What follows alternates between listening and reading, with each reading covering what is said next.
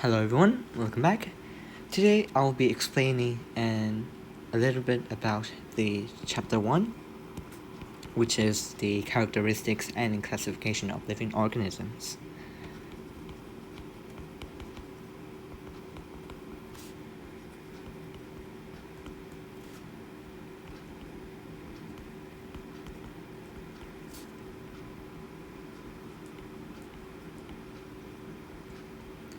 Now, this is one of the first topics or one of the first main areas of biology that you have to know. And I'm following the IGCSE biology. This is the 0610 code for the syllabus code. This syllabus will follow the 2023 onwards version. So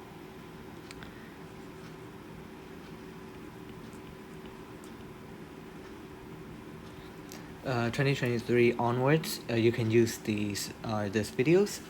Okay, so first of all, what makes an organism? What makes something an organism? For example, what makes an organism living? Well, there are actually characteristics that a substance or something has to follow for it to be considered a living organism. So there are the 7 characteristics, and those 7 characteristics are denoted as Mrs. Grant. Now personally, I use this mnemonic or this acronym to remember my characteristics of living organisms. So the M here stands for movement, the R stands for respiration, S stands for sensitivity, G stands for growth, R stands for reproduction, E stands for excretion, and N stands for nutrition. Now these are all the 7 characteristics that are needed for something to be considered a living organism. So you have to remember these terms: movement, respiration, sensitivity, growth, and so forth, so that you can answer 1-mark questions. These 1-mark questions are fairly easy to understand, so we have to also learn their definition. Now, movement can be described as an action caused by an organism which allows them to cause a change in position or place. So basically, an action caused by organisms which causes a change in position or place. Now, it does not really matter how you word this, because as long as you get the key idea, the key concept here, you can reword it in your own English or your own words, and you could still theoretically get the mark. Right, so the main important part in this is a change in position or place, this action which is caused by an organism. So that's one of the first definitions that you have to learn. Second of all, you have to learn what is the definition or the scientific definition of respiration. Now the scientific definition of respiration is that the chemical reaction in cells that break down nutrient molecules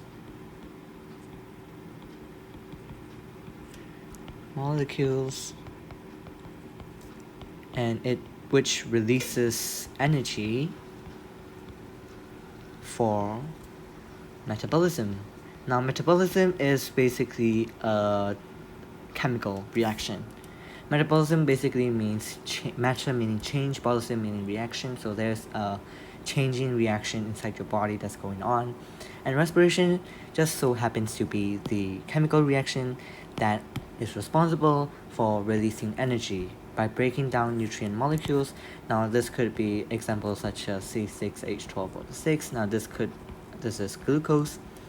It could be let's say fats, right? It could be carbs, If you break those down, right, it's called respiration. There's like a respiration equation for that.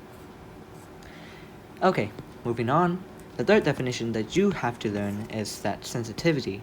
Now, sensitivity is actually really easy. It's just a stimulus, right? It's the ability of an organism to detect the change in surroundings, both internal, which means both inside the animal or the organism body, or external, outside of the animal or organism body. When a stimulus is given, a stimulus basically is basically a stimulation that's being given. So this, for example, if you pinch someone, if for example you can say that if you pinch someone, then this pinching is the stimulus. For example, if you cough, why do you cough? Then you cough maybe because of an allergy or pollen allergy. This pollen is now called the stimulus. Now this stimulus causes you to cough. Now this coughing is basically your sensitivity. When someone pinches you, you feel pain. Now this is the pain sensitivity that you have. Now the fourth definition that I would like you to remember is that you have to know what is the meaning of growth. Now, there is a very big difference between growth and development. Now, Cambridge really likes to ask these questions. What is the difference between growth and development? So growth is actually a permanent increase in cell size, or mass, as in dry mass. Dry mass meaning without water. Because our human bodies are made up of 70% of it is made up of water, so we want to actually measure the dry mass. So that's basically the definition of growth. Now development, however, is not the same as growth. Development is more of the changing of the grown-up cells. For example, when you were a baby, when you were a fetus, or when you were a baby, that is called development. So from a baby to an adult, you are growing. So there's also growth, but there's also development, because your eyes, for example, your eyes or bones, right? Your bones are still developing. They aren't as huge, right? They aren't as developed yet.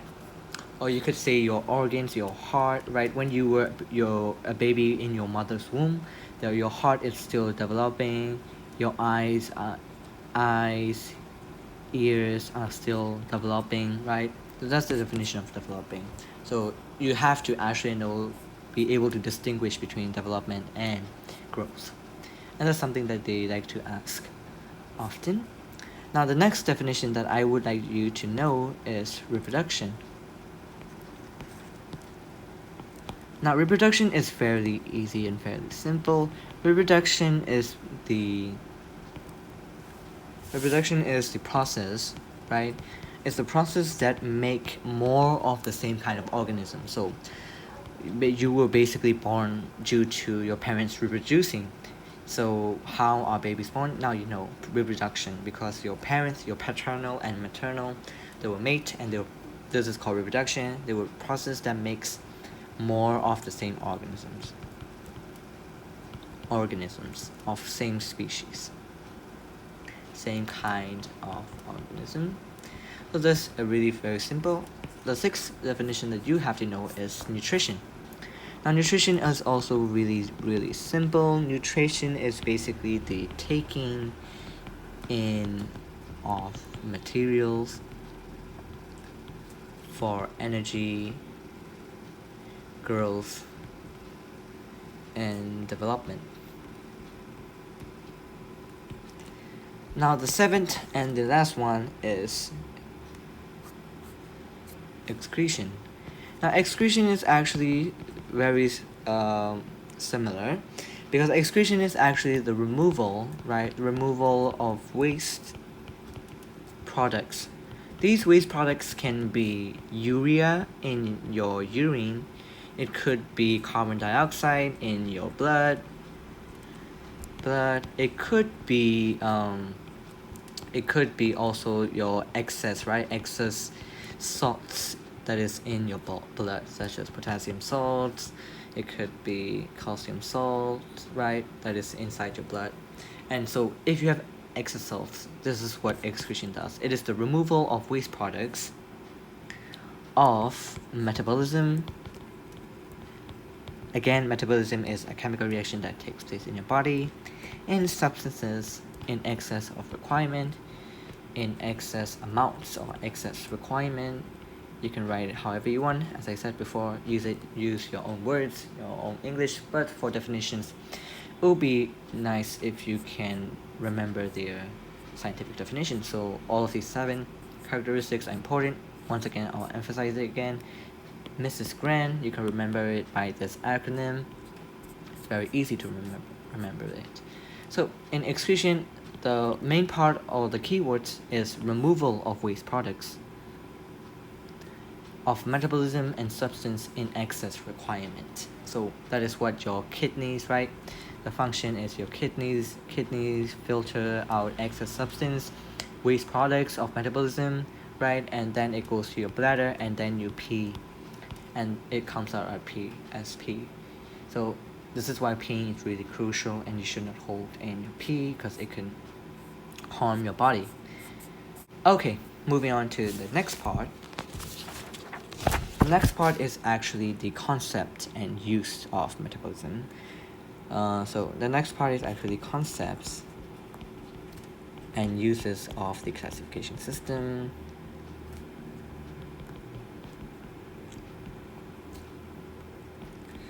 So we know that there are many different types of organisms, but these organisms, we have to somehow find a way to organize them into groups and features that they share. So these organisms can be classified into groups by features that they share. For example, birds, right? They have a very distinct feature, which is their beak. We know the birds has wings, feathers, right? They can fly. Now, but there are some exceptions where you cannot just group the organisms by just looking at their physical feature or their morphology, right? Scientists used to classify organisms based on their anatomy, right? Anatomy or their morphology. So it's not really a precise way. What scientists do nowadays is that they use the sequences of bases of DNA. So they basically wants to see the sequence of bases of DNA in each organisms, and because they are very unique to each organism, this means they can classify them in whether they belong to a particular group or not. Now, so this is one of the current methods that we're using, is to classify them based on their sequence of DNA. That's why we can classify them. Now, we used to classify species, but we have to know the definition of species. Now, species is a group of organisms that can reproduce to produce fertile offspring.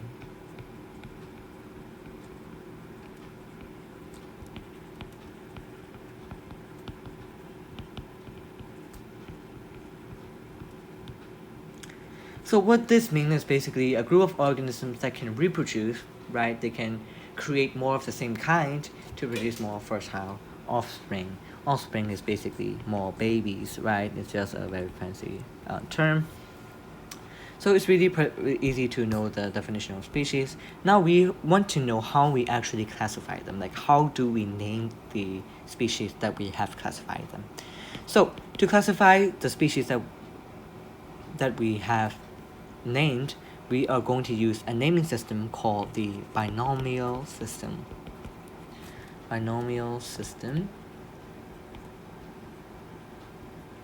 This binomial system works on the principle that we use two names, by meaning two, right?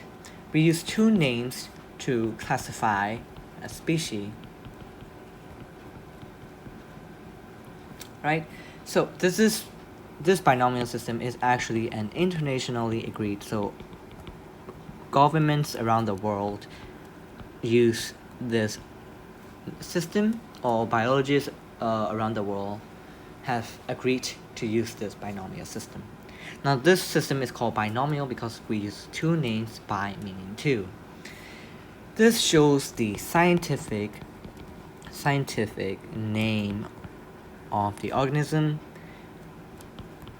that is made up of two parts. This is made out of two parts called the genus and the species. Now we write genus with capital letter, and species we use lowercase letters to represent species. So I could give you one of the example, which is us humans. Us humans, we are called Homo sapiens. Now we write it like this, Homo sapiens. Remember, they're Homo, right? This is the genus that we belong to, and our species is called the sapiens. Now this is the sapiens species. Now notice that we write the letter H as capital and the letter S as lowercase. Now this is really important because Cambridge really likes to ask these questions, right? And you also have to be able to know that the species part is always italic. So you write it in the italic form. And I could give you one more example of an organism. Let's say we can give a bacteria, for example. Bacteria could be E. coli. E is like a short form of the genus, and coli is the species of bacteria. This E. coli is cause, right? We could also write another bacteria called Salmonella, right? We can write Salmonella typhi, right? This is the bacteria that causes food poisoning. So you can essentially see that there's a pattern here, right? We use the genus as capital letter and the species as the lowercase letter. So it applies to all types of organisms, whether it is plants, animals, birds, amphibians. It can represent even invertebrates, vertebrates, all kind of living organisms. So we use this system.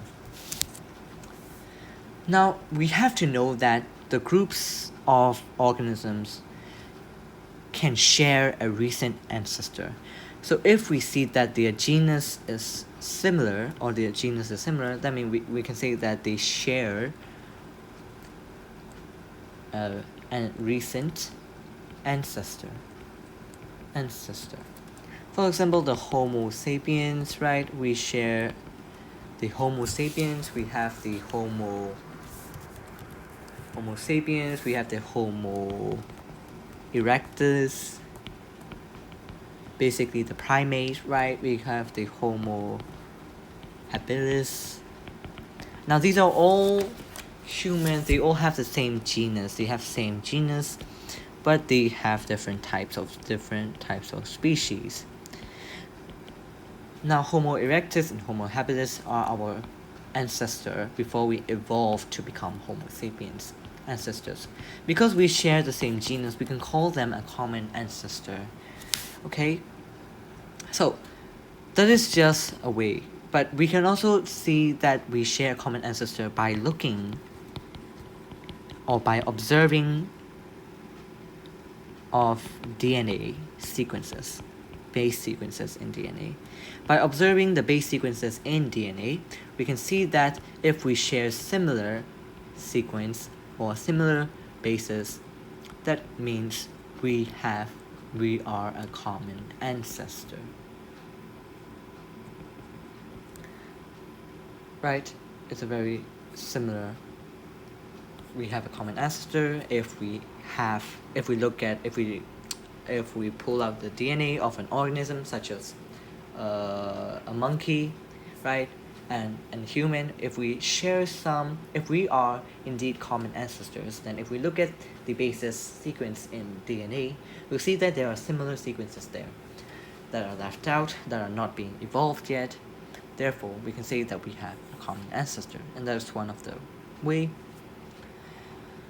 Okay, and there are common ancestors and distant ancestors. And distant ancestors are basically the central or the main ancestor from which all the species have evolved from.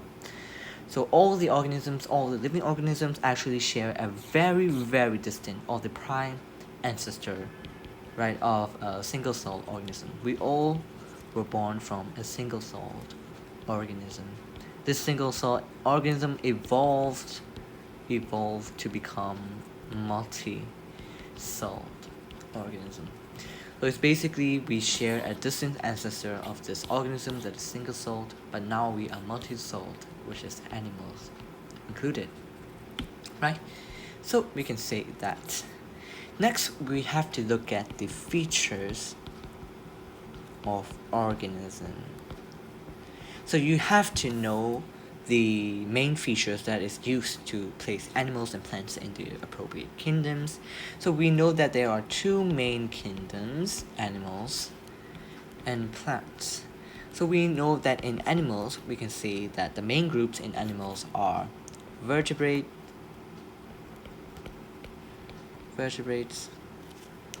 right? The main group in the vertebrate of animals, we can say that there are mammals, right? Mammals such as fish, mammals like cows, right? There could be fish as well. It could be amphibians. Amphibians are basically frogs, right? They live both on land and water. There are reptiles. They are also vertebrates, in case you don't know that. Birds as well. Birds, they do have a vertebrate, therefore they are considered the vertebrates. Now, there are also the invertebrates. Organisms which do not have a vertebrate or do not have a backbone. Now, the main group here are arthropods, right? These arthropods are a general term. This is a general term for all the things that is invertebrate organisms. So in the arthropods, they are classified into the myriapods. These are example centipede, millipede. The second group in the arthropods are insects, right? So for example, cockroach, right? A cockroach, bees, right? Butterflies. Another organism here in this group of arthropods are called the arachnids. These are basically spiders, right? Spiders, scorpions. And lastly, we have crustaceans. We have to know them. They are crabs, right? They are lobsters. And there are very distinct features that separate them from each group. Okay, for plants, we know plants, there are two types of plants. There are flowering plants, and there are another type of plants called ferns. Now, these ferns are very unusual. They are unusual in the way that they reproduce. They reproduce differently from flowering plants. So the thing about them is that they reproduce using pores. And that's something that you have to learn as well. Flowering plants reproduce either asexually or sexually, and they undergo fertilization once pollination has occurred.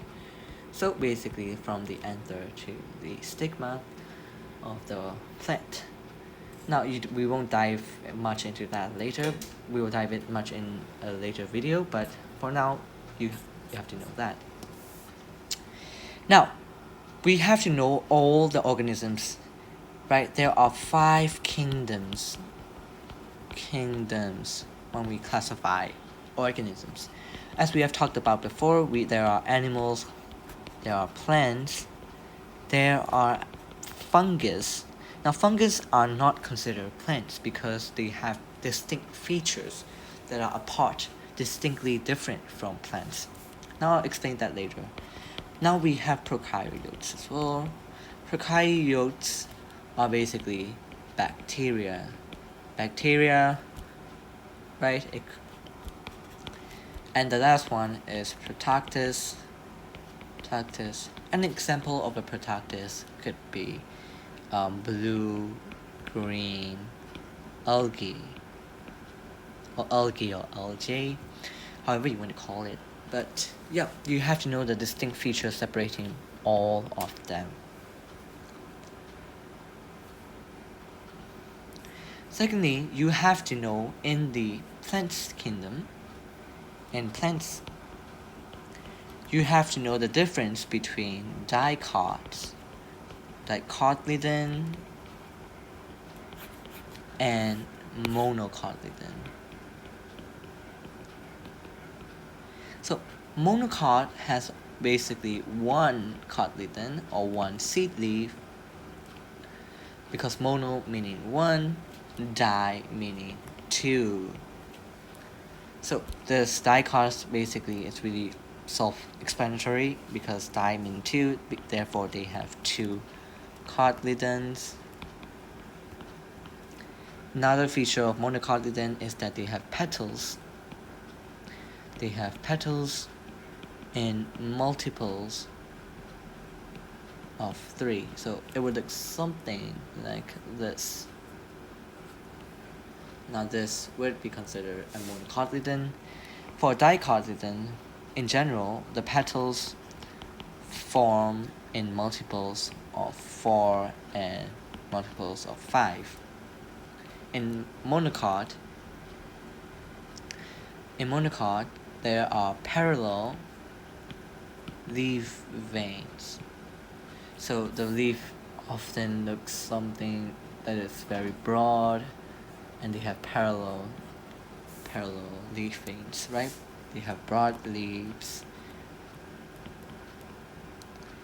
In dicots, they have branching leaves, such as this. You can see the branches over there. Now this is considered a dicot. Branching leaf veins, okay? So monocots, they also have fibrous roots, and dicot have tap roots. And these are features that you have to remember. It's a very easy 2-mark question or 1-mark question. Cambridge likes to ask a lot. And the next thing that you have to know is viruses. Viruses are very special. They are a special case of living organism, because there's still an ongoing debate about viruses. Scientists are discussing whether viruses are living things or non-living things. But generally, we consider them not alive. They are considered non-living organisms because they do not follow the rules of Mrs. Grant.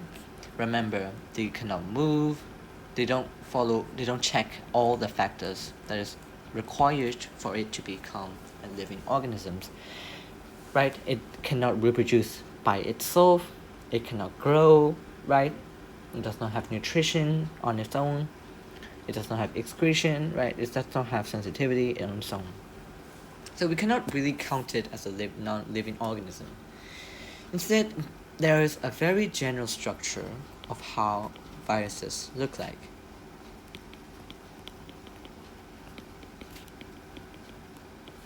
So the very general structure of viruses is something like this.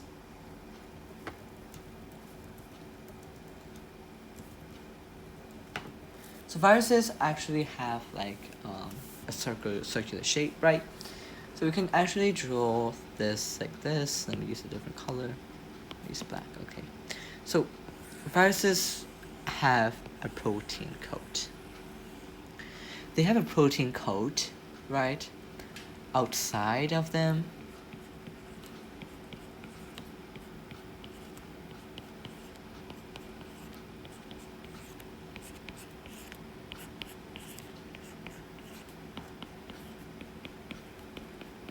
They have a protein coat. So this is called the protein envelope. This is the envelope, or you can call it a protein coat as well. And inside of viruses, they have DNA, not DNA, they have RNA. You can call it DNA as well. Some have DNA, some have RNA. Now the difference between they may have an RNA or DNA, or you can just say it as genetic material inside of them. So the main feature here is that they have a protein envelope, a protein coat, and a genetic material inside of their ones. Now viruses are special because they cannot reproduce by themselves. However, they can reproduce copies of itself like a virus, like a computer virus, when it is in a host. A host is basically an organism in which the viruses can copy itself. So the host of viruses can be many or different several organisms. It could be animals such as dogs. It could be specific to animals such as dogs, cows, right? It could also be specific to humans.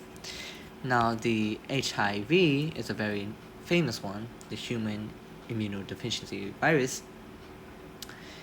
Is caused by sexual contact. Now, that is one of the famous one, and the recently famous one was the COVID-19, right? There was also the SARS virus that happened, and there was also the polio virus, right? So there are many different types of virus, but most of them follow the same general structure as the one I've shown you here.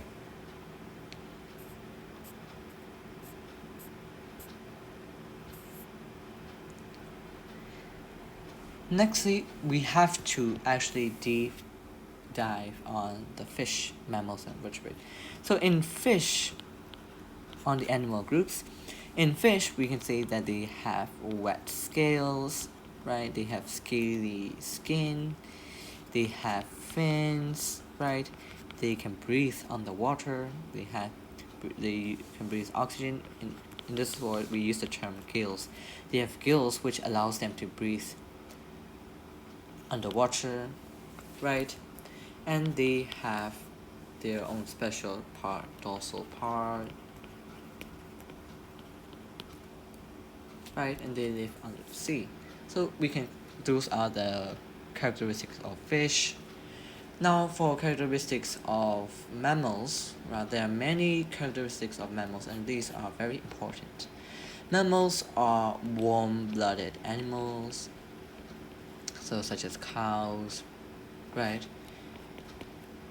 And mammals actually breastfeed their child. For example, whales, right? Whales also breastfeed. Humans also breastfeed their babies, their offsprings, right? Now, mammals actually have 4 chambers in the heart. So the heart is made up of 4 chambers in the human heart, right?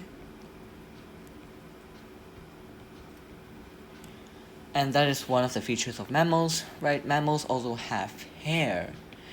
In other words, they have hair, or we can call it fur, on their skin, right? We have external ears.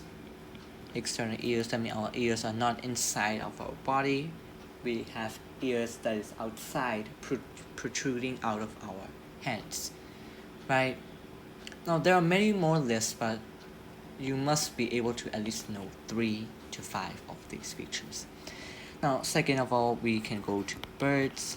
Now, birds also have their own characteristics. Now, birds have special fur, and we call those furs feathers, right? Birds are also warm-blooded,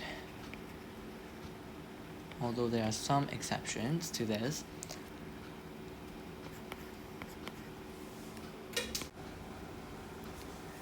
Right, so there are many features in birds as well. They have feathers, they are warm-blooded, right? They have beaks, right? They have beaks, they have claws. And for the mammals, I also want to add the fact that they have a placenta. Right, a placenta is basically a nutrient supplying organ that is inside the baby or the fetus. Right, when you're in your mother's womb, there is a placenta. This placenta connects the mother and the baby by an umbilical cord, and within this cord, nutrients and waste product get exchanged. And that's how mammals also reproduce sexually. Most mammals reproduce sexually, and they often give birth to their babies. And mammals also have mammary glands. Now, this is the reason why they are able to breastfeed, because mammals have mammary glands. In other words, the glands which are responsible for producing milk for the babies to drink. So there are many features of mammals. You just have to know some of them, but it's better to know if you know all of them. Okay, for the next one, we can go to amphibians. Amphibians are basically frogs, tadpoles, right? The feature of amphibians is that they live in both land and water. So frogs, right? Frogs, when they're young, they live in water, and when they're old, they usually stay on dry land. However, they do occasionally swim around, going there. So that is one of the distinct feature. Another is that you can see, if you ever observed a frog before, you can see that its skin is very wet, very moist. So one of the features is that they have moist skin, right? And so they lay their eggs in water, but then they go to surface when they are fully mature, or when they become adult frogs, basically. Now the last group in the vertebrate is reptiles. Now reptiles are also fairly easy to classify them as well. Reptiles are basically snakes, right? Crocodiles, right? Alligators.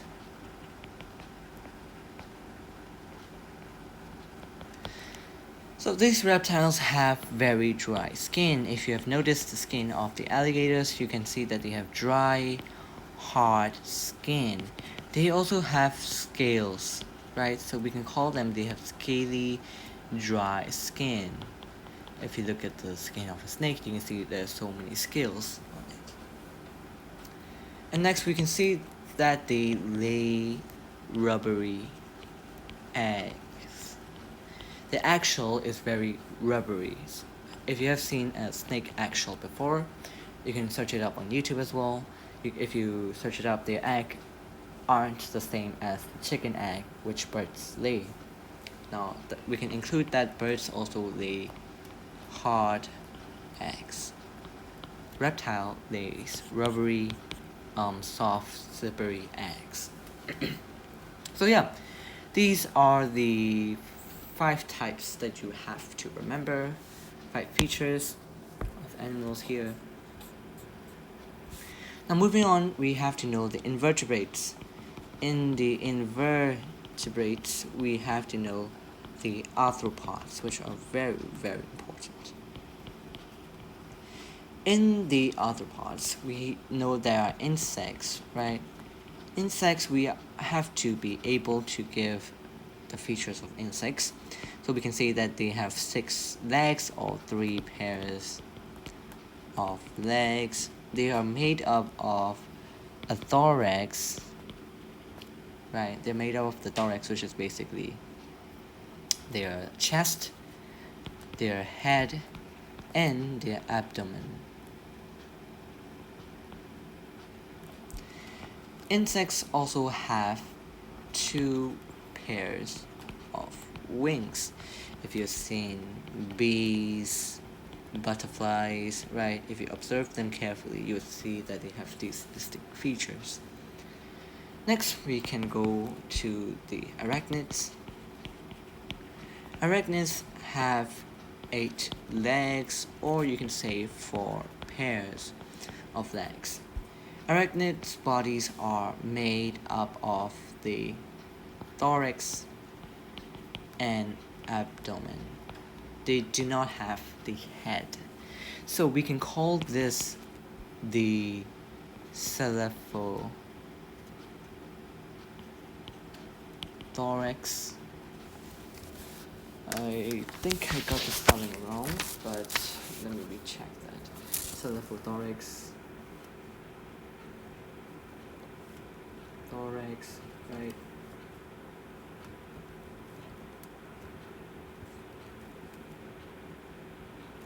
Yep.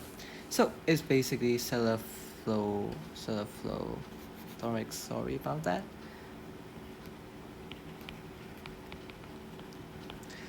This is basically the head and thorax. The head and thorax are basically fused together. They're basically fused together, right? Comprising of basically the cephalothorax and the abdomen. So the head and the thorax or the chest is actually fused together. So you can see that in spiders, in scorpions, right? Scorpions. The next group that you would have to know is the example of crustaceans. Crustaceans are crabs, lobsters, shrimps. Now they have 10 legs or 5 pairs of legs. They also have antenna, right? They live mostly in coastal areas or in marine habitat.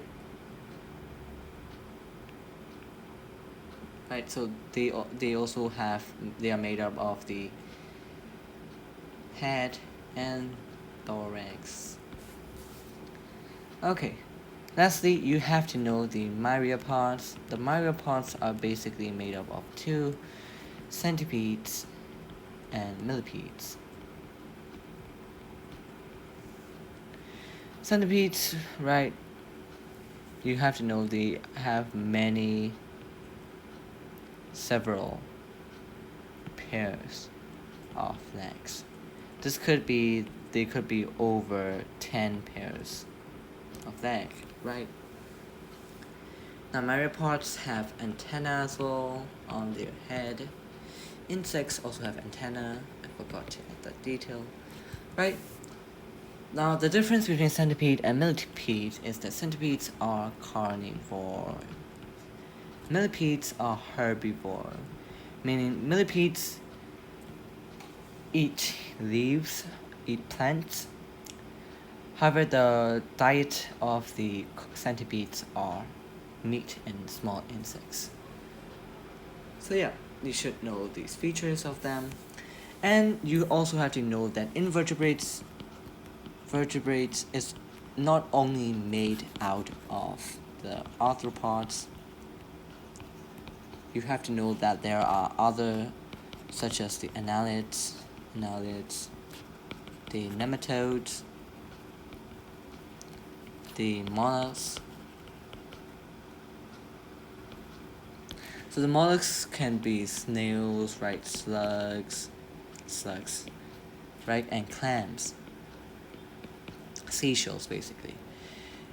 Annelids are basically earthworms, leeches.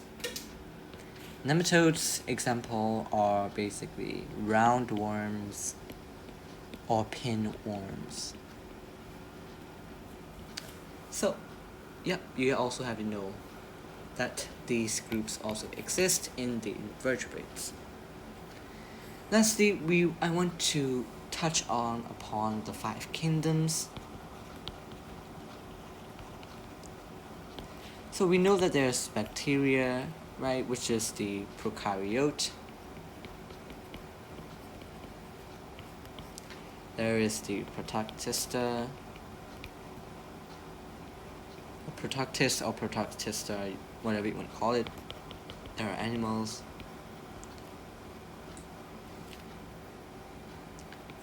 Protoctista or protoctista. There are also plants. There are also fungi or fungi, whatever you want to call it. The plural form is called fungus. Okay, so bacteria and prokaryotes, they are mostly unicellular, right? They are unicellular, meaning they are single-celled organism. However, for animal, plant, and fungi, they are all multicellular. In other words, they are made up of many cells. Many cells made up these organisms. However, this is only one cell which made up an whole organism. Now, I should also add that prokaryotes contain 2 groups, which is bacteria. Another group is called the archaea. So they're basically the same as bacteria except for one distinct feature, right? So bacteria and archaea, similarities, both of them are similar. However, that an archaea, they do not have